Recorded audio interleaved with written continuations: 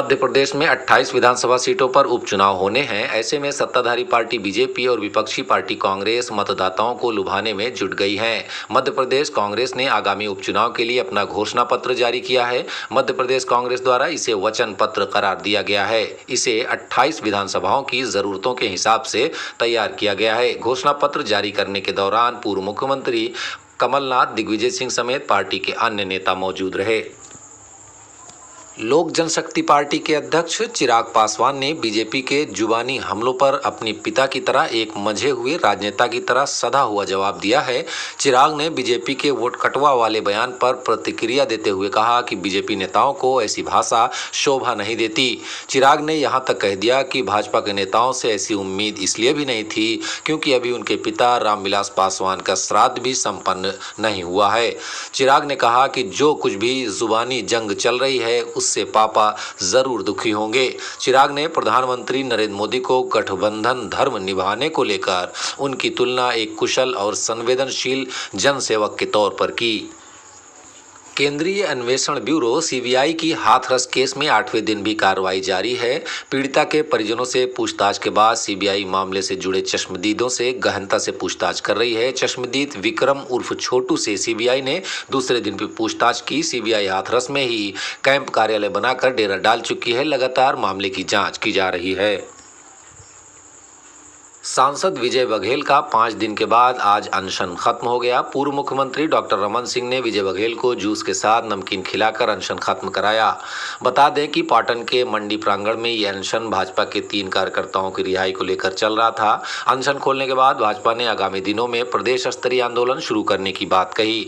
दरअसल लॉकडाउन के दौरान 4 अगस्त को सरकारी शराब की दुकान के खुलने के विरोध में सांसद विजय बघेल के नेतृत्व में प्रदर्शन हुआ था, जिसके बाद बीजेपी के 4 कार्यकर्ताओं के ऊपर शासकीय कार्य में बाधा के साथ ही लूट की धारा लगाई गई थी और जेल भेज दिया गया था। बलिया में हत्या मामले में पकड़े गए मुख्य आरोपी धीरेन्द्र प्रताप सिंह ने एसटीएफ की पूछताछ में खुद को बेगुनाह बताया। आरोपी धीरेन्द्र सिंह ने कहा कि सरकारी कोटे की दुकान के आवंटन को लेकर गांव में पंचायत हो रही थी, जिसमें गांव में लगभग 2000 लोग इकट्ठा थे। गांव के प्रधान कृष्णा यादव और उनके साथियों से उनकी कहासुनी हो गई, जिसके बाद विपक्षियों ने गोली चला दी, जिससे भतीजा गोलू सिंह मार गया और घर के 5-6 लोग और घायल हो गए। आरोपी ने कहा है कि इसके बाद उसके पक्ष के लोगों ने जवाबी फायरिंग की, जिसमें कृष्णा यादव के आदमी जयप्रकाश पाल की मौत हो गई। दिल्ली के इंदिरा गांधी इंटरनेशनल एयरपोर्ट पर कस्टम विभाग ने 2 अफगानिस्तान मूल के नागरिकों को गिरफ्तार किया है। ये 15 अक्टूबर को दिल्ली से काबुल जाने की फिराक में थे।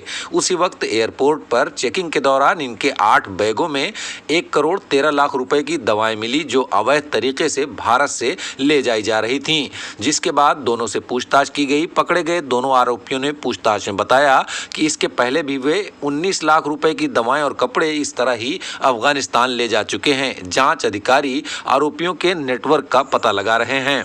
राजस्थान की राजधानी जयपुर में 4 अज्ञात लोगों ने एक निजी बैंक की वैन को लूट लिया। शिप्रापत थाने के थानाधिकारी खलील अहमद ने बताया कि शनिवार दोपहर मानसरोवर इलाके के रिको औद्योगिक क्षेत्र में 4 अज्ञात लोगों ने आईसीआईसीआई बैंक के बाहर खड़ी वैन लूट ली। उसमें 31,55,000 रुपए थे। पुलिस के मुताबिक एक लग्जरी कार में आए 4 लोगों ने बैंक के सुरक्षा गार्डों पर गोली चलाई, जिसमें वे घायल हो गए। पुलिस के अनुसार गार्डों की जवाबी कार्रवाई में लुटेरों की कार को नुकसान पहुंचा, लेकिन वे लूट में सफल रहे।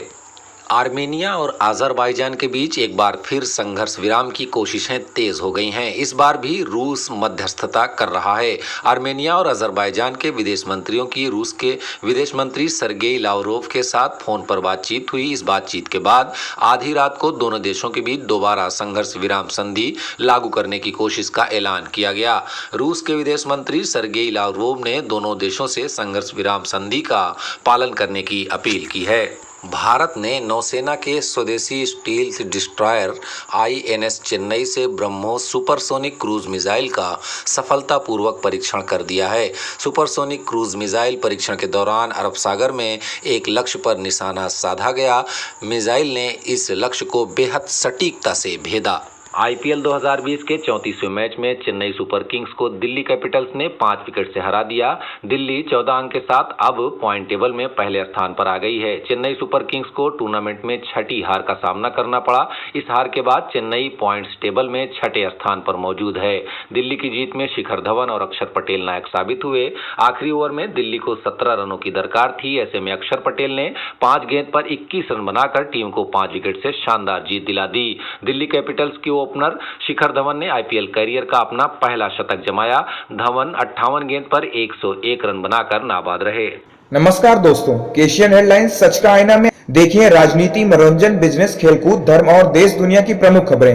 एशियन हेडलाइंस पर हमारे चैनल को लगातार देखने के लिए सब्सक्राइब करें, बेल आइकन दबाकर अप्रूव करें।